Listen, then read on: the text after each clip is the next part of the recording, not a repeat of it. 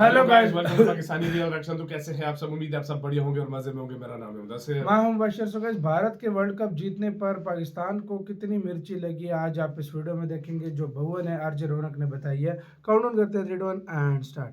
दोस्तों, भारत ने world cup जीता। प्रधानमंत्री नरेंद्र मोदी ने टीम इंडिया को बधाई दी, लेकिन टीम इंडिया को कंग्रेचुलेट करने से पहले ये कोई सूत्र बता रहे हैं। कोई बता रहा है कि मोदी जी ने पाकिस्तान फोन किया था और उन लोगों से कहा, पाकिस्तान के फैन से कहा, क्या कहा? आप लोग रोना बंद कीजिए, मेरे तक आवाज आ रही है। जी हाँ, पड़ोस में बैठे बकरों की जैसे मौत आ गई हो इंडिया की जीत को देख।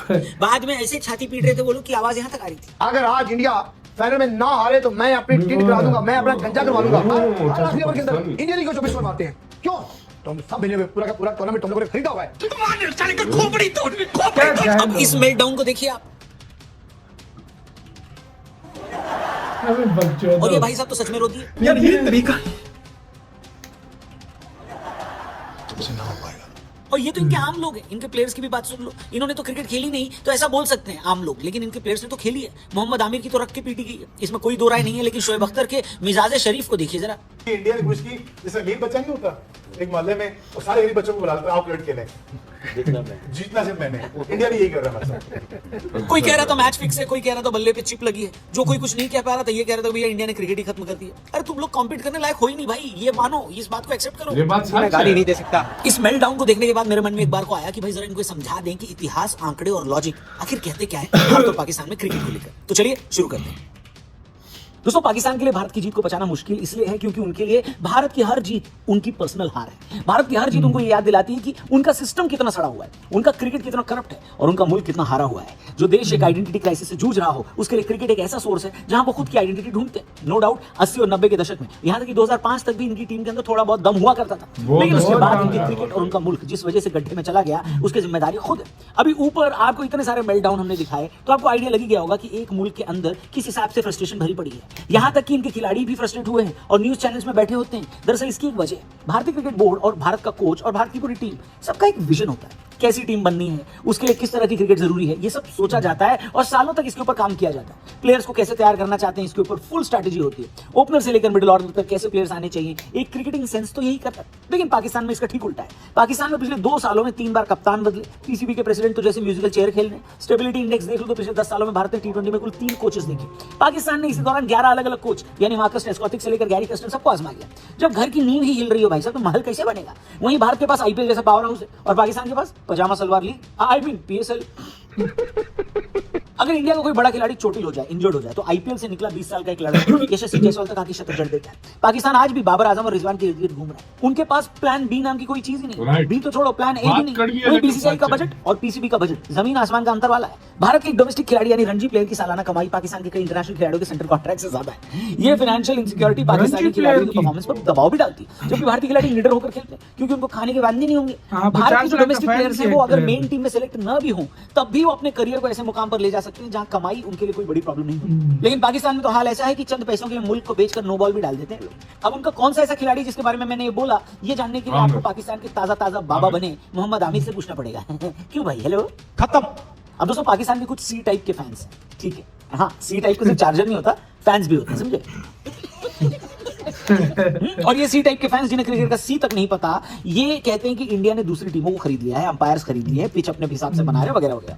ये लोग ये भूल जाते हैं कि मार्केट में ये लोग बिकने को खड़े हैं, दुनिया नहीं। दोस्तों, बीसीसीआई हमेशा एक अमीर बोर्ड नहीं था। दरअसल इस बोर्ड ने एक बड़े लेवल पर खुद को प्रोसेस के तहत बड़ा बनाया है। इसके लिए जगमोहन डालमिया को याद करना जरूरी है। भारतीय क्रिकेट आज जहां है उसका क्रेडिट स्वर्गीय जगमोहन डालमिया को जाता है। उन्होंने क्रिकेट को सफेद कपड़ों के खेल से निकालकर ग्लोबल कमर्शियल जायंट बनाया। वो क्रिकेट जो कभी कई लोगों के लिए बोरियत लगता था, उनको शॉर्ट फॉर्मेट और ओडीआई फॉर्मेट में बदल दिया। 90 के दशक से पहले बीसीसीआई को मैच दिखाने के लिए डीडी को पैसे देने पड़ते थे, दूरदर्शन को। डालमिया जी ने इसे पलट दिया और ब्रॉडकास्टर से पैसे लेना शुरू किया। आज आईपीएल के एक मैच की कीमत करीब 118 करोड़ रुपए है दोस्तों। अब भारत ने पैसे को केवल बैंक में नहीं रखा बल्कि उसे जमीन पर भी उतारा। आज भारत के पास 50 से ज्यादा इंटरनेशनल क्रिकेट स्टेडियम, धर्मशाला की पहाड़ियों से लेकर चेन्नई के समुद्र तट तक हमारे पास हर मौसम और मिट्टी की पिच है। इसने हमारे प्लेयर्स को हर तरह की पिच के हिसाब से एडजस्ट करना सिखाया। नेशनल क्रिकेट एकेडमी की भी बात करनी जरूरी है। इसका कंट्रीब्यूशन कोई नहीं भूल सकता। जी हाँ, एनसीए, बेंगलुरु में बना एनसीए, ये वो फैक्ट्री है जहां खिलाड़ियों की ट्रेनिंग और सर्विसिंग दोनों होती है। ऋषभ पंत का वो भयानक एक्सीडेंट और उसके बाद उनकी वापसी, ये इसी सिस्टम की जीत है। पाकिस्तान के पास ऐसी कोई एडवांस सर्विस नहीं है जहां खिलाड़ी चोट के बाद सही वैज्ञानिक तरीके से वापसी करते हैं। बल्कि पड़ोस में पाकिस्तान में एक पर्ची सिस्टम है जो किसी के भी दामाद को टीम में ला सकता है और किसी के ससुर के सोर्स से वो टीम में आ सकता है। यही मसला है। तू समझा? नहीं तू समझा अब्यूज दे वही भारत ने डेटा और टेक्नोलॉजी पर भी काम किया। भारतीय क्रिकेट आज डेटा पर चलता है। हर खिलाड़ी की इस बार कमजोरी और आपने मजबूती अपने का बेटे को सॉफ्टवेयर select एनालिसिस किया तो होता उसको है। पाकिस्तान महान आज भी बना दिया। कुदरत के निजाम हाँ? और किस्मत अब के वो भरोसे select बैठा नहीं था, रहता उसको क्या है। select किस्मत ने करें? हर बार पाकिस्तानियों की घुमाकर मारी है, वो बात अलग है। अब दोस्तों यहाँ अंदर प्रोफेशनलिज्म बनाम इमोशंस का है। भारत एक प्रोसेस ड्रिवन सिस्टम को फॉलो करता है। भारतीय खिलाड़ी अब मैच को एक जॉब की तरह देखते हैं, जिसे पूरी शिद्दत और डिसिप्लिन से करना है। विराट कोहली ने टीम में जो फिटनेस कल्चर डाला है, उसने साइकोलॉजी बदल दी।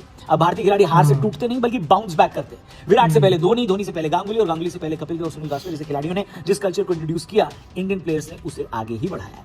आप संजू को ही देख लीजिए, इनकी स्टोरी किसी फिल्म से कम नहीं है दोस्तों। उस बंदे के सबसे खराब टाइम पर सचिन जैसा महान खिलाड़ी सामने से फोन करके संजू का हालचाल पूछता है, और मेन मैच से, फाइनल से पहले भी उससे पूछता है कि आप रेडी हो, तैयार हो, टेंशन तो नहीं है, वगैरह वगैरह। यानी बीसीसीआई ने सचिन को ये नहीं बोला कि आप कॉल करो और ये करो और वो करो, पर यहाँ एक रिटायर्ड खिलाड़ी भी अपने देश की टीम को अपनी टीम की तरह मानता है। वो इस बात की जिम्मेदारी समझता है कि अगर कोई टैलेंटेड और स्किलफुल खिलाड़ी है तो उसको कैसे संभालना है, ताकि एक इंटरनेशनल क्रिकेट के लिए बड़े प्लेटफॉर्म के लिए बड़े मैच के लिए ये फजूल वेले थैंक यू सचिन रमेश तेंदुलकर, आपको यूं ही क्रिकेट का भगवान नहीं कहते। Thank you.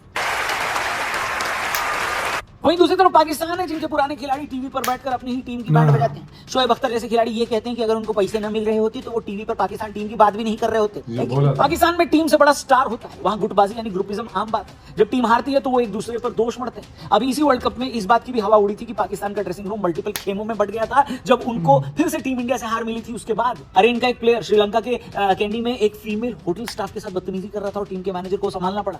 कितने बेगैरत लोग हैं, तो साला बहुत नीच आदमी रहे। मतलब क्रिकेटिंग कल्चर ही वहां का बकवास है। जी हाँ, सीनियर प्लेयर्स की जूनियर प्लेयर्स इज्जत नहीं करते, सीधा ये सवाल पूछ देते कि चलो हम तो इंडिया से ये नहीं बात खेलते। है। पर आप लोगों के टाइम पर आप क्या कर लेते थे भाई साहब? उधर रोहित बस ये शर्मा सुनते के ही गाल लोगों का से मुंह बन सारे जाता है उन लोगों का छूट सीनियर जाते लोग, क्योंकि जिस हाँ। देश के पास वसीम अकरम, शोएब अख्तर और वकार यूनुस जैसे खिलाड़ी रहे हों, उनके यहाँ क्रिकेट का ये हाल नहीं होना चाहिए, और है। यानी मेंटली लोग सरेंडर कर चुके हैं, बात खत्म। अब यहाँ एक कड़वा सवाल पूरी दुनिया पाकिस्तान से पूछ रही है कि क्या आप लोग पाकिस्तान वाले क्रिकेट खेलने के लायक भी हो या नहीं? क्या पाकिस्तान बाकी एलीट क्रिकेट का हिस्सा होने की कैपेबिलिटी रखता है या नहीं? किसी भी देश की टीम तभी महान बनती है दोस्तों जब उसका घरेलू ढांचा मजबूत हो। भारत की रणजी ट्रॉफी दुनिया की सबसे डिफिकल्ट टूर्नामेंट्स में से एक है। पाकिस्तान का घरेलू क्रिकेट मजाक बनकर रह गया, जहां पिचें और अंपायरिंग हमेशा सवालों के घेरे में रहती है। आए दिन पाकिस्तानी खिलाड़ियों के वीडियोस वायरल होते हैं, जहां वे फिटनेस के बजाय खाने पीने या फालतू की बयानबाजी करते हैं। एक इंटरनेशनल एथलीट के लिए जो डिसिप्लिन चाहिए वो वहां से गायब है।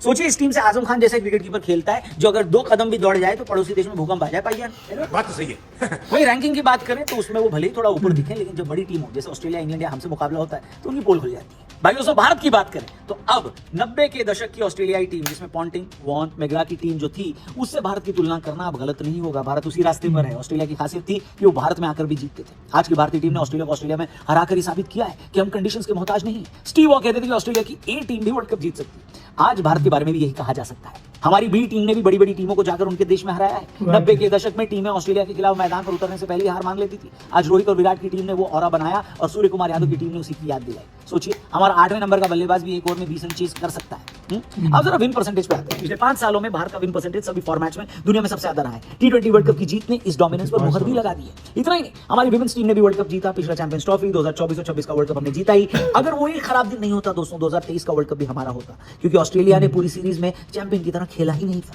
खैर पाकिस्तान की चिड़ नॉर्मल है, क्योंकि वो ये देख रहे हैं कि उनका पड़ोसी यानी भारत रॉकेट की रफ्तार से आगे निकल गया और वो वहीं खड़े के खड़े रह गए जहां 30 साल पहले थे। भारत का सिस्टम, पैसा, डिसिप्लिन और विजन का जो मेल है उसे एक ऐसी अनडिफीटेड पावर बना चुका है, यानी भारत को एक ऐसी पावर बना चुका है जिसे हराना अब किसी भी टीम के लिए मिशन इंपॉसिबल जैसा है। और हाँ, जो पाकिस्तानी खिलाड़ी या पुराने खिलाड़ी इस बात का रोना रोते हैं ना कि भारत के पास बहुत पैसा है, अरे नल्लो वो हमने मेहनत से कमाया, IMF से भीख मांग कर नहीं लाया। तुम भी कमाओ ना। तुम्हारे में हिम्मत है तो तुम भी बना लो, नहीं तो कुदरत का निजाम ऐसे ही तुमको हमाम में नंगा करता रहेगा। समझे भाईजान? हेलो।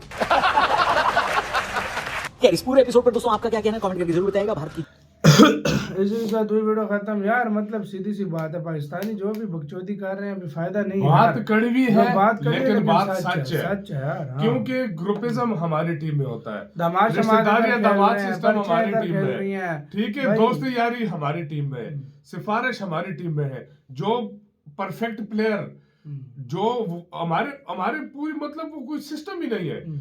अब फर्ज करो हमारे 2 अगर मेन प्लेयर अनफिट होते हैं या कुछ, हमारे पास उसके जो है ना अल्टरनेटिव, हमारे पास प्लेयर ही नहीं है। हम 2-3 साल से तो हम बाबर आजम और रिजवान के पीछे घूमते रहे कि ये आउट हो गए तो हम गए, ठीक है। अब वो भी परफॉर्मेंस नहीं दे रहे 2-3 साल से। और सबसे बड़ी बात ये कि इंडिया में अगर एक अनफिट होता है तो पीछे उनका रणजी प्लेयर लाइन हमसे लगी ज्यादा है। कमा रहा है। कमा रहा है। उनका रणजी प्लेयर हमारे टीम के जितने भी प्लेयर हैं उन सबसे अच्छा है। और सबसे बड़ी बात, मैंने आज तक नहीं देखा यार इंडिया की टीम में कोई चाचे मामे दोस्त यार का कोई आया हो और वो जाकर आगे खेल रहा हूं। सचिन कितना बड़ा नाम है, बेटा उसका बेटा आज तक T20 मैच इंटरनेशनल नहीं खेल सका। चलो आईपीएल एक अलग चीज है, आईपीएल हाँ वो उसका मैच 60 लाख में लेकिन वो नहीं खेलता। आप अंदाजा लगाओ कितना बड़ा नाम सचिन जैसा प्लेयर पाकिस्तान में होता है, उसके पोतों को भी आके इधर कैप्टन बनाते टीम के अंदर, और उधर उसका टीम आज तक इंटरनेशनल में नहीं खेल सका। इधर किसी का चाचे का बेटा है, मामे का बेटा है, अच्छा रिटायर हो जाते हो तुम लोग तो मुंह पे काबू करके सचिन जिस तरह बैठा होता है, या इस तरह बड़े नाम विराट कोहली, उन लोग क्यों क्या उधर नहीं जाके मतलब जाते। ये लोग भाई भाग भाग कितनी करते हैं भाई, इतना गंदगी इन लोगों ने फैलाई हुई है। आपकी क्या सोच है? उधर से भारत की टीम और जमीन आसमान का फर्क है। आप भी कह रहे हैं बताना, अपना बहुत ज्यादा ख्याल रखना।